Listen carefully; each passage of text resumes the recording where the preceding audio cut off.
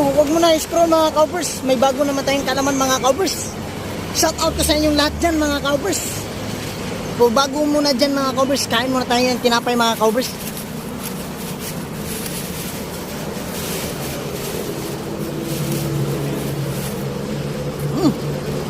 Sarap pa nito mga cowbers.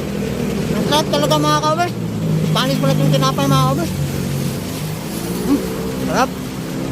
Sarap yung kumain ng tinapay mga cowbers. Basta gutom ka mga cowbers. Good morning sa inyong lahat mga cowbers. Good morning, shout out sa inyong lahat. Luzon, Visayas, Mindanao. May bago na naman tayong kalaman mga cowbers. Ito ay pag hinuli ka ng isang otoridad o pulis mga cowbers, tagwala sila ng 3 legal basis mga cowbers, pwede sila makakasuhan mga cowbers.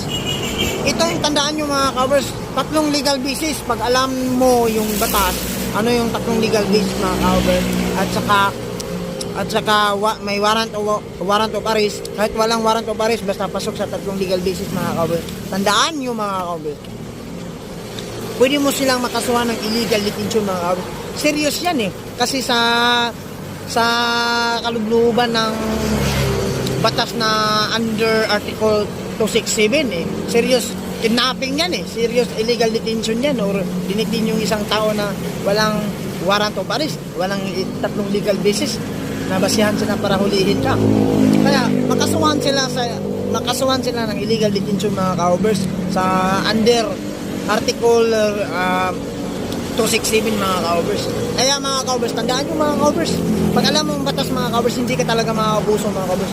Pero dapat mga cowbers, hindi ka mapanik mga cowbers. Tandaan mo talaga, kalma lang, cool ba, chill lang ba, para talagang parang masisindak din yan sila. Parang alam to, parang dito basta-bastang tao na to, alam niya yung batas.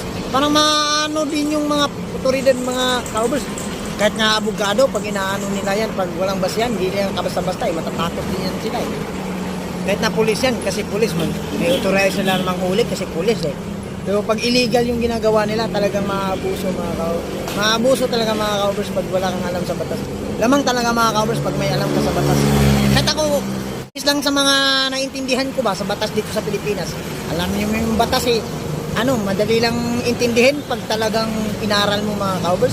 Pag hindi mo inaral, talagang ignorante ka. Talagang maabuso ka naman talaga pag may alam sa batas mga cowbers. Yung tandaan nyo mga cowbers. Kaya mga cowbers, ingat po kayo lahat dyan. Hanggang dito lang po mga cowbers. Abangan nyo po ako mga cowbers sa sunod kong mga vlogs. Bye bye, ingat po kayo lahat.